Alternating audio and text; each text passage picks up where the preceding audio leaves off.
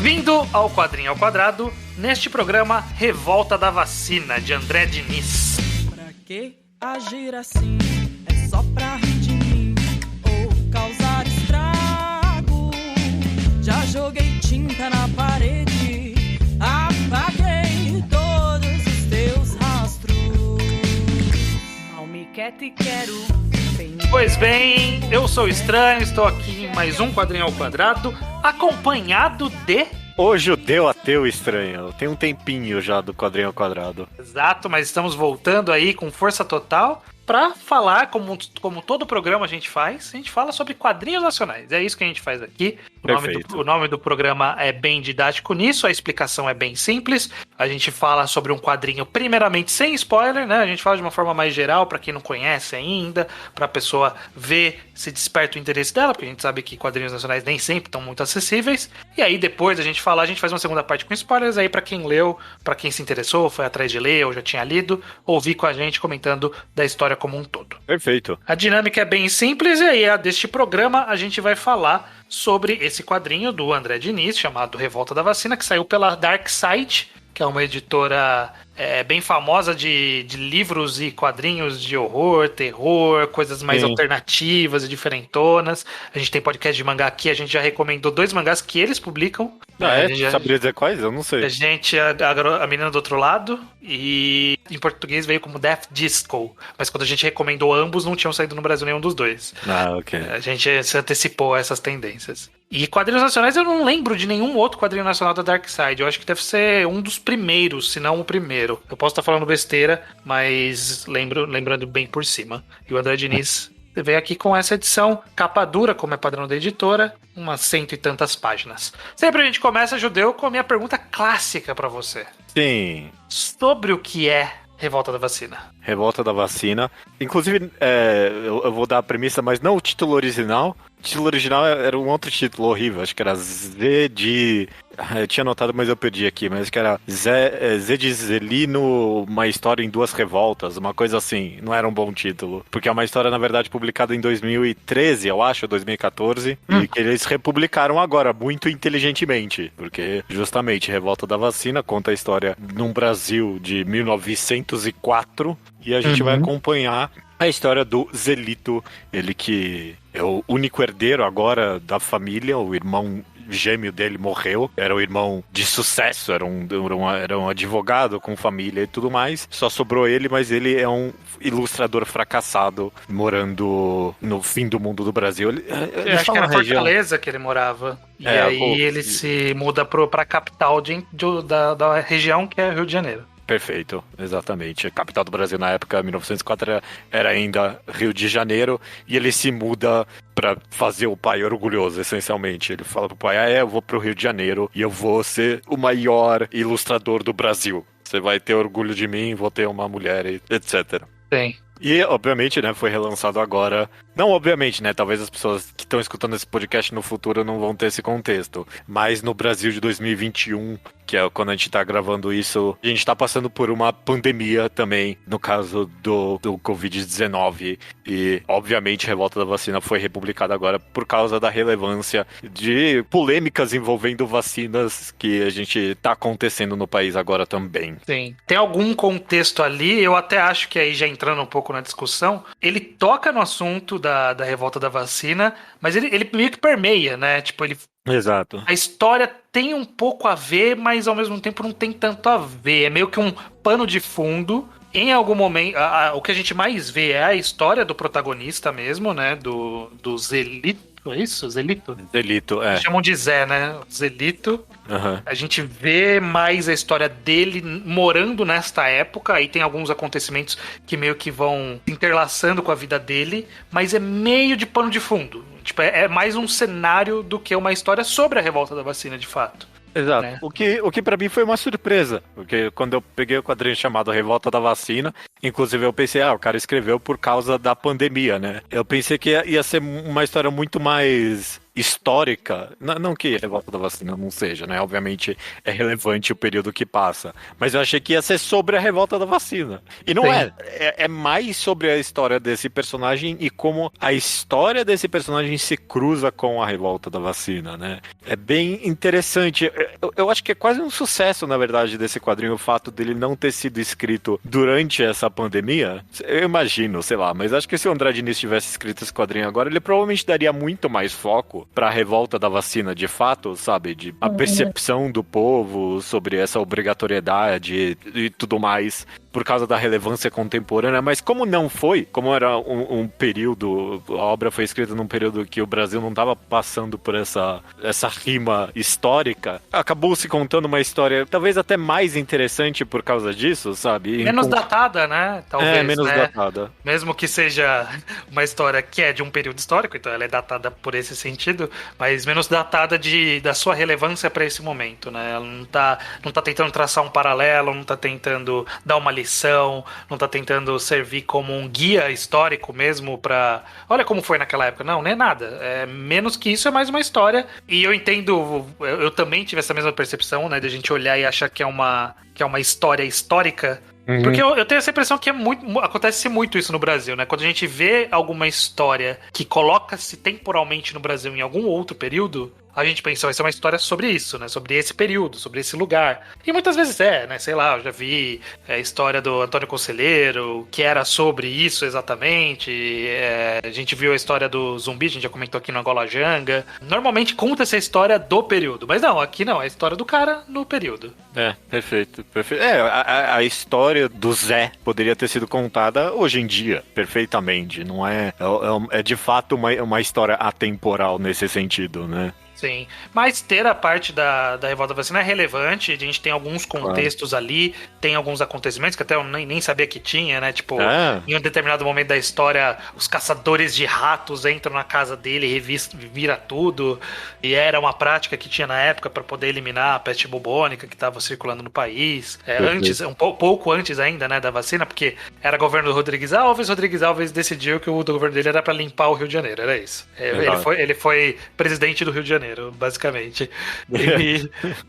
E aí reformou as ruas, derrubou sobrados para poder reconstruir as avenidas e fez toda a parte com Oswaldo Cruz, né, que é conhecido da Fiocruz, que hoje a gente ouve tanto falar no nosso cenário, que foi o responsável por fazer a parte sanitária do Rio de Janeiro nessa época, e aí era caçar os ratos para peste bubônica e a vacinação, eventualmente. Perfeito. E eu acho tão curioso que você falou que a obra não tá tentando passar nenhuma lição. Não foi o que você disse, na verdade. Obviamente a obra quer passar, tipo, ela tem coisas pra contar, né? Sim, com certeza. Mas não quero dar uma lição, só me refraseando, não quero dar uma lição sobre o nosso período atual. Perfeito. Porque eu até li a obra o tempo todo tentando, tipo, e aí, o que isso diz sobre agora, né? Porque, tipo, assim que começou uma pequena polêmica qualquer envolvendo a vacina no período contemporâneo que a gente tá, imediatamente veio à cabeça, eu acho que, tipo, de quase todo brasileiro, a revolta da vacina, sabe? Será que a gente meio que já passou por isso? Mas no final das contas não tem tantas conexões assim a se fazer.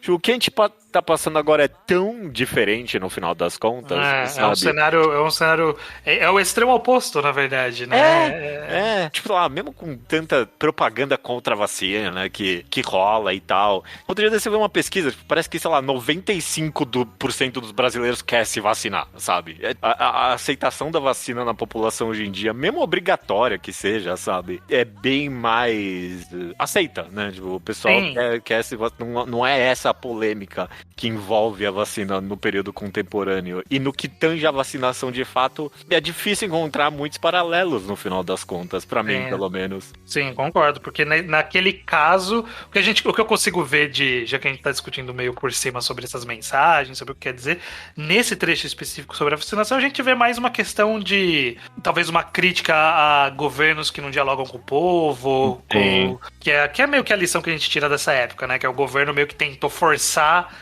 disso sem educar o povo, e isso resultou numa aparência meio ditatorial, uma aparência meio de que tinha alguma coisa muito estranha acontecendo e fez o povo se revoltar. Por que eles estão querendo me obrigar a fazer isso? Por que eles estão invadindo a minha casa pra caçar rato? Quem deu essa permissão pra eles? Né? Um governo que não soube se comunicar e explicar o seu plano pro povo, e aí foi fadado a ter que enfrentar esse povo, porque o povo se revoltou contra ele. Mas até nesse aspecto eu fiquei pensando, quer saber, tipo, meio que morreu, né? Ninguém dá uma foda mais pra dengue. Mas teve um período no Brasil que, tipo, o combate à dengue é quase isso que eles estão fazendo aí, sabe? Mas é claro, com muito mais comunicação com o povo, né? Eu pensei nesse paralelo de que, vai lá, tranca as caixas d'água e não sei o que. Eles falavam disso, né, pra combater o mosquito. Tipo, a campanha contra a dengue que foi tão efetiva no Brasil tem paralelos incríveis com o que eles estavam tentando fazer ali, só que foi muito mais bem sucedida, né? A gente vive de fato... Parece que a gente vive um período em que,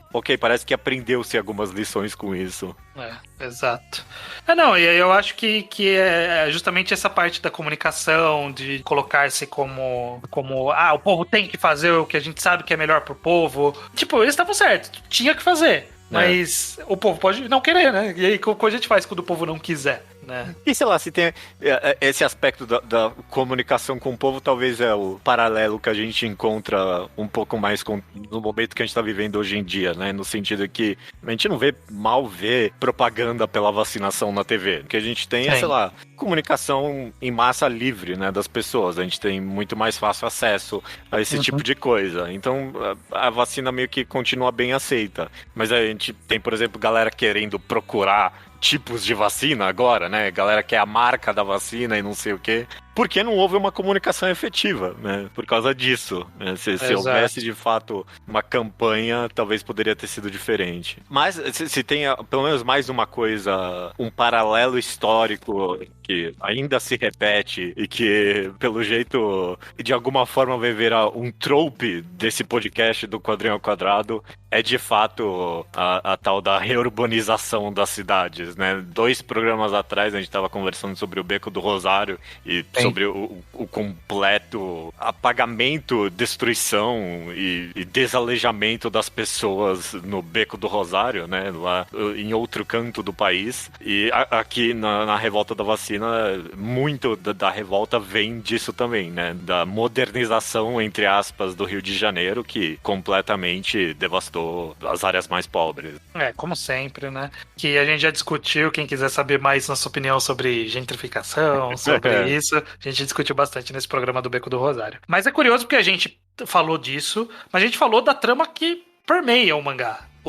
A gente falou da trama que permeia o quadrinho. A gente não atacou exatamente o cerne do quadrinho, né? Que é uma história focada nesse personagem, que é o Zelito. Antes da gente falar do personagem, só pra gente não passar batido, eu acho que é bem interessante a gente citar um pouco a arte do André Diniz. Eu não li outros quadrinhos dele, eu conheço de nome, eu sei que ele lançou O Idiota, eu sei que ele lançou Matei Meu Pai, Foi Estranho. Ele é muito bem conceituado, a galera gosta dele, né? Já ouvi muita gente falando bem. Mas eu nunca tinha lido. E aí quando eu abri, até achei curioso, né? Porque ele tem uma arte ali, uma coisa meio de estilogravura, um negócio que me lembrou aquelas imagens de cordel, né? Essas coisas. É bem nacional, né? Uma cultura que realmente essa é uma arte que é uma arte difundida no Brasil, popular. Não como quadrinho, mas bastante difundida.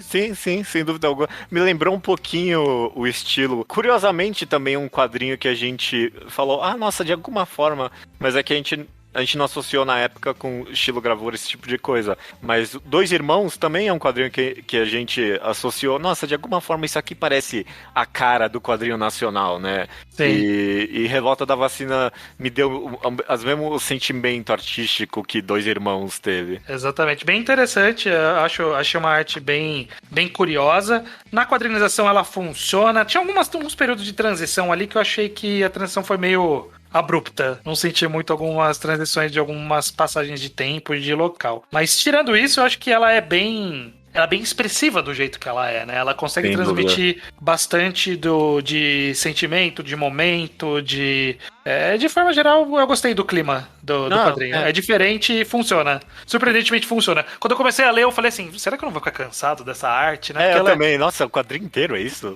Eu fiquei, não, será que funciona como um quadrinho assim? Funciona.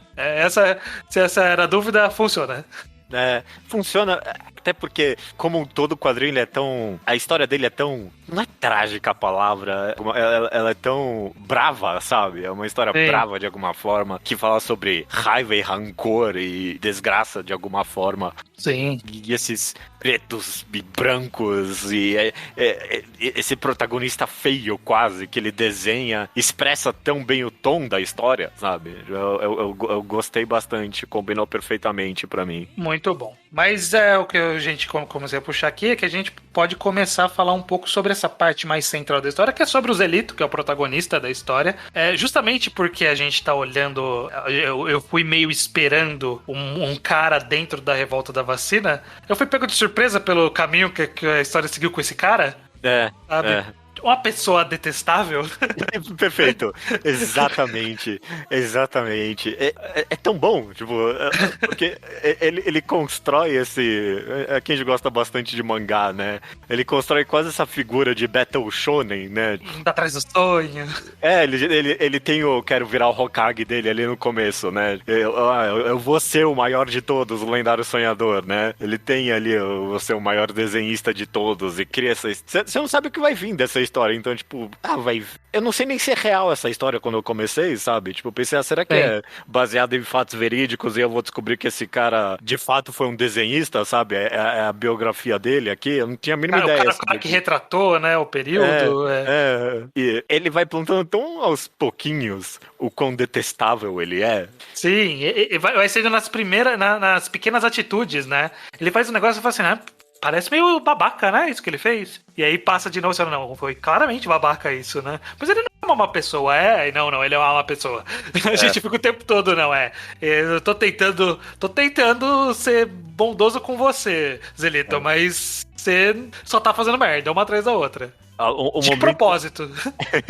O momento em específico que me marcou, eu não sei se eu tô entrando muito em spoiler ou não, mas acho que não. O momento em específico que me marcou, aposto você também, foi quando ele encontra uma mulher ali, ele se apaixona por ela, e aí no primeiro encontro com ela, ele percebe que ela manca.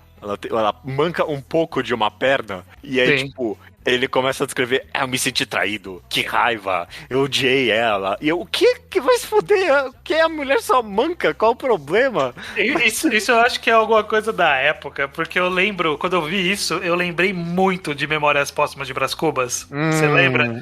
Que ele tinha a mulher, mas ela era coxa. Eu falei, meu Deus, ela só mancava um pouco, gente. O que essa época tinha com pessoas que mancavam? Inclusive eu pensei que talvez é uma referência aí, não sei, mas sem dúvida. Caralho, pode mancar um pouquinho, pode dar um pouquinho torto que estão de olho, sabe? Será que era alguma coisa de doença da época, sabe? Sei lá, não sei. Mas é curioso que você descreveu perfeitamente, porque logo em seguida ele fala, mas depois eu fiquei com raiva do meu pai, sabe? Eu pensei, ok, o cara quer a mulher perfeita porque o pai colocou na cabeça dele. Mas ele continua sendo babaca logo em seguida. Aí você, não, calma, isso é babaca mesmo, não tem nada a ver com seu pai, vai se fuder. Tem a ver com seu pai e você é babaca, né?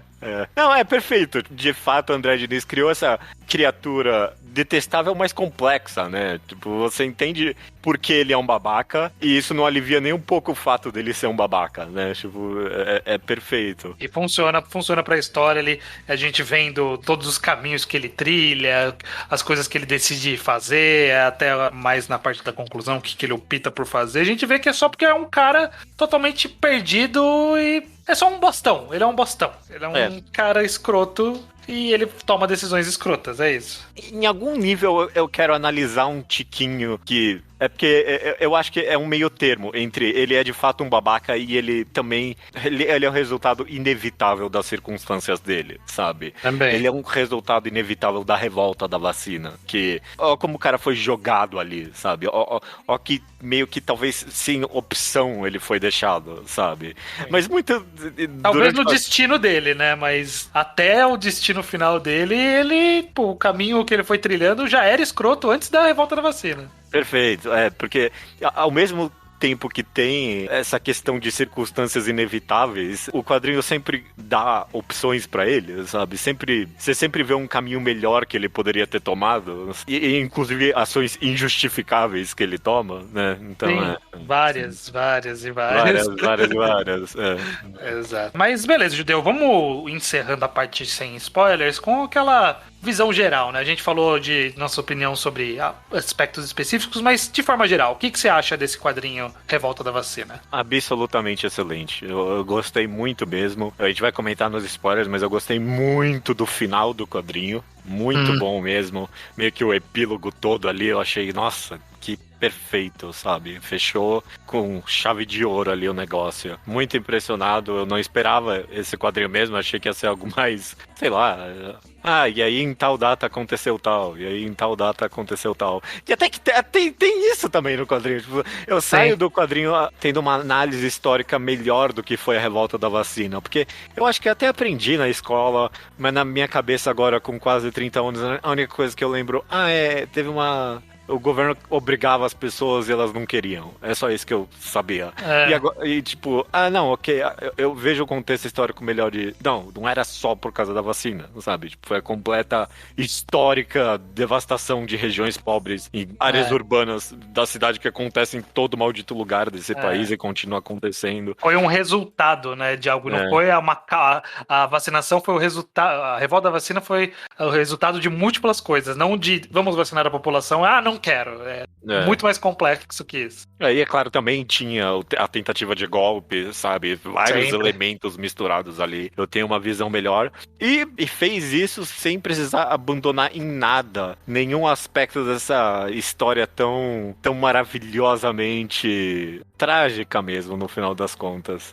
Eu gostei muito de Revolta da Vacina, muito mesmo. Muito bem. Eu não fui tão fã quanto você, eu gostei mais moderadamente, um pouquinho mais moderadamente. Eu tenho algumas críticas que eu quero até falar um pouco. Você falou que gostou do final, eu tenho algumas coisas a dizer sobre o final, mas de forma geral eu gosto bastante gostei da arte, gostei da narrativa de forma geral. Eu achei muito legal essa ideia que a gente já comentou de justamente fazer essa mescla da história, mas não é da história exatamente. Isso funciona muito bem pro quadrinho. A escolha do protagonista e de como ele é apresentado, eu realmente fui pego de calças curtas. Quem for ler agora, depois do que a gente comentou, não vai ser pego de calças curtas de que é um cara babaca, vai saber que ele é babaca. Mas ver um cara babaca sendo babaca com frequência, eu achei, ok, eu posso olhar essa história, eu posso gostar dessa história. Ok, vamos lá que funciona. Não é nem um anti-herói necessariamente, né? O cara nem isso, né? Não. É alguém que você torce ativamente contra, só faz merda. Perfeito. Muito bom. Beleza, então, quem ainda não leu Revolta da Vacina, se ficou interessado com o que a gente comentou até aqui, pode ir atrás, a gente sempre deixa link no post pra ir atrás do volume, pra adquiri-lo e lê-lo, pra poder ouvir essa segunda parte com spoilers, né? Então, vamos pra ela. Vamos pra ela.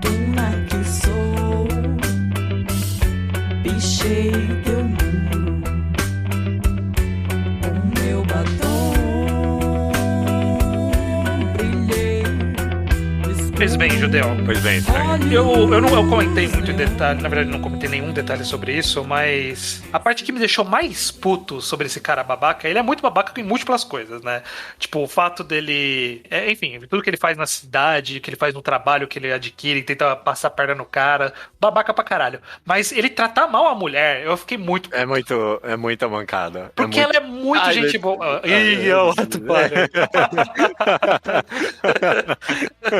Foi muito não proposital, desculpa.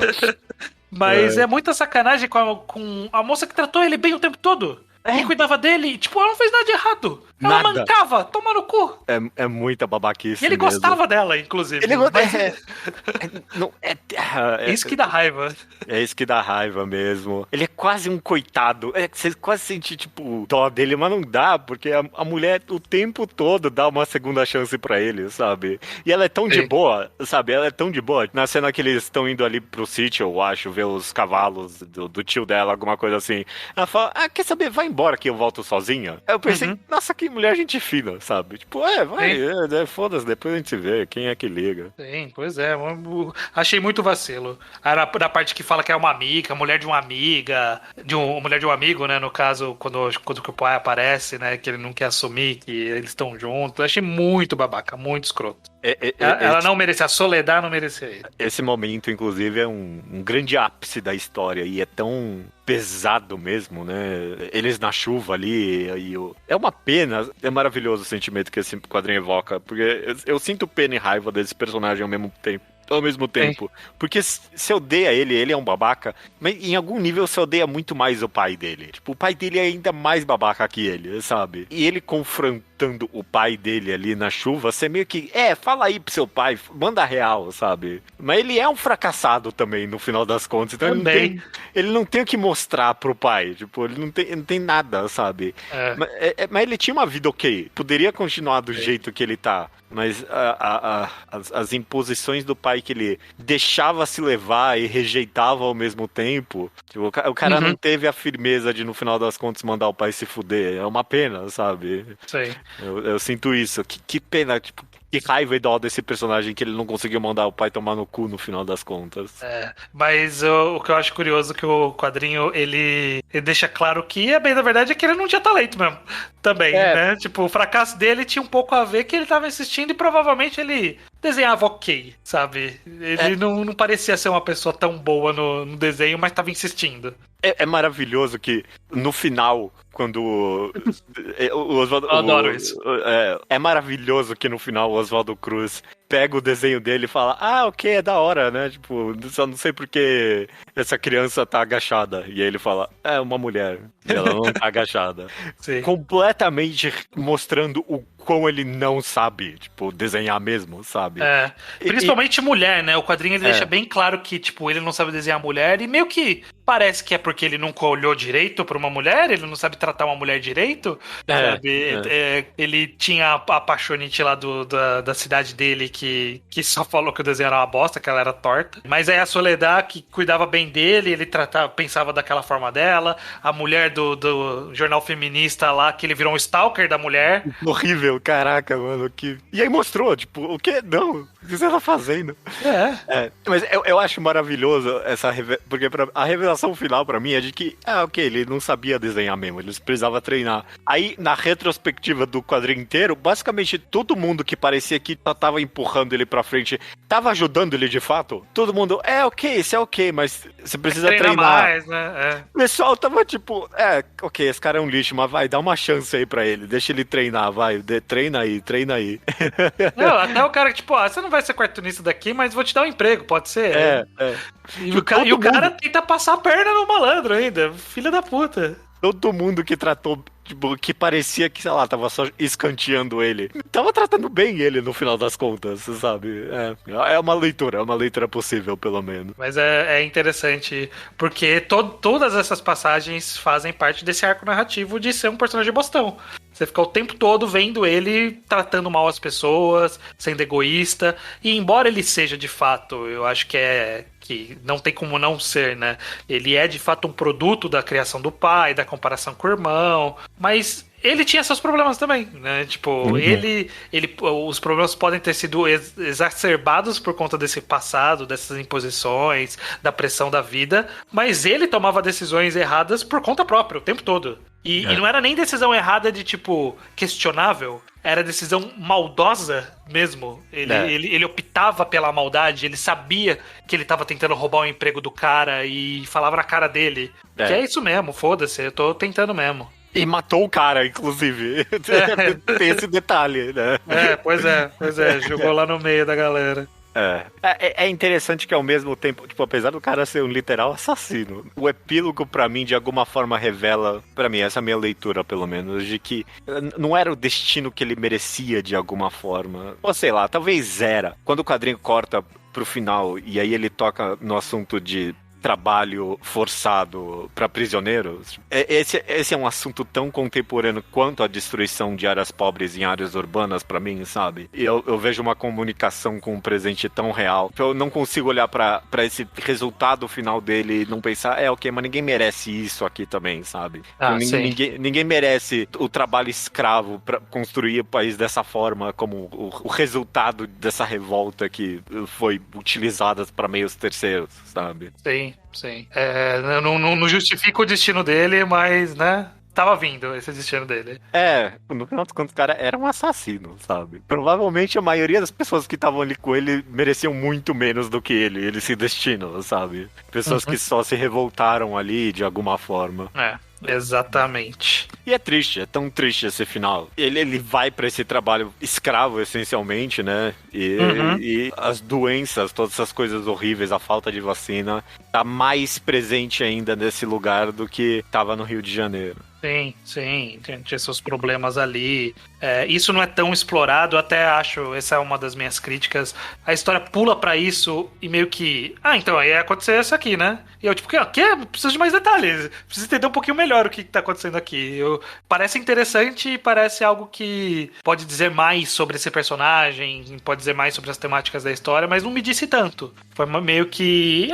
esse era o destino das pessoas na época, e foi isso que aconteceu. E pode dizer mais sobre a história, né? Eu adoraria ler um quadrinho sobre a utilização de mão escrava, mesmo pós-escravidão, para a construção de infraestruturas pelo país, né? Sim, é interessante. Ou até o próprio... A gente tá falando, né, sobre o caso de ter uma parte de gentrificação ali da cidade, ter a parte do governo não se comunicar e ter a parte do governo usar a mão de obra escrava e meio que aqui nesse ponto especificamente, nesse último, ele não citou nada, não falou nada sobre isso. Ele só falou que existiu. Eu acho que podia ter construído alguma coisa a mais ali. Eu fiquei meio perdido nesse final, por isso que eu tenho algumas ressalvas quanto a ele. Que tipo, ok, eu entendi, aparentemente era isso que acontecia, mas o que você tá querendo me dizer com isso? O cara encontrou o Oswaldo Cruz, fez uma boa piada ali, do Oswaldo Cruz não entender a coisa. Eu gostei também do cara falando, você tinha que falar com o povo, né, explicar direito. Ele, o que você ia fazer no meu lugar? Ele, eu não sei.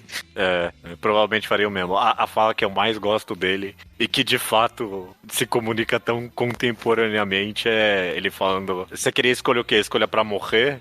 Exatamente. Essa é acho que a parte que melhor dialoga com a nossa realidade de agora. Você quer escolha pra morrer? É isso? Não tanto sobre vacina, mas sobre outros elementos da pandemia em que vivemos no momento da gravação desse podcast. Perfeito. Beleza, mais algum ponto que você quer comentar? Não, acho que eu tirei do peito tudo que eu tinha. Eu, de fato, me impressionei muito com a revolta da vacina. Mais uma vez eu comento que é quase uma sorte do quadrinho que ele não foi escrito durante a pandemia. Tipo, pra não manchar muito ele.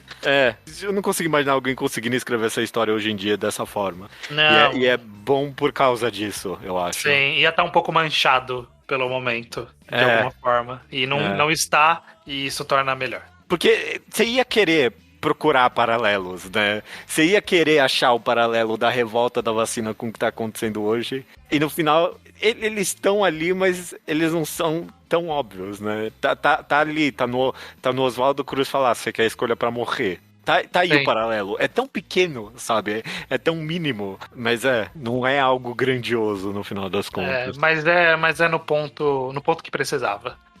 Perfeito. Muito bem, Judeu. A gente sempre termina o Quadrinho ao Quadrado dando aquela adiantada no que vamos falar no próximo episódio do Quadrinho ao Quadrado. E qual será o quadrinho que falaremos no próximo programa? O próximo quadrinho que a gente vai falar vai ser Juquinha, o solitário acidente da matéria, de Max Andrade. Exatamente. É um quadrinho que foi publicado inicialmente digitalmente no Instagram. Tem no Instagram, tem thread no Twitter que dá pra ler a história completa, a gente vai pôr o link dos dois, mas há pouco tempo teve campanhas no Catarse, então foram 2 campanhas, uma pra financiar o quadrinho, o outro era meio que uma pré-venda, que eu acho que tá acabando, quando a gente teve fazendo esse programa talvez já tenha terminado, provavelmente já vai ter terminado, do volume impresso de Juquinha pela editora Draco, aí, em parceria com a editora Draco. Eu tenho esse quadrinho físico aqui, mas dá pra ler a versão digital, que a gente vai deixar os links disponíveis. Perfeito, então leiam e venham aqui conversar com a gente sobre. Exatamente, no próximo... a gente conversar, sei lá. Pode ser também. No próximo programa, só no mês que vem. Até mês que vem? Até mês que vem, estranho. Toda vez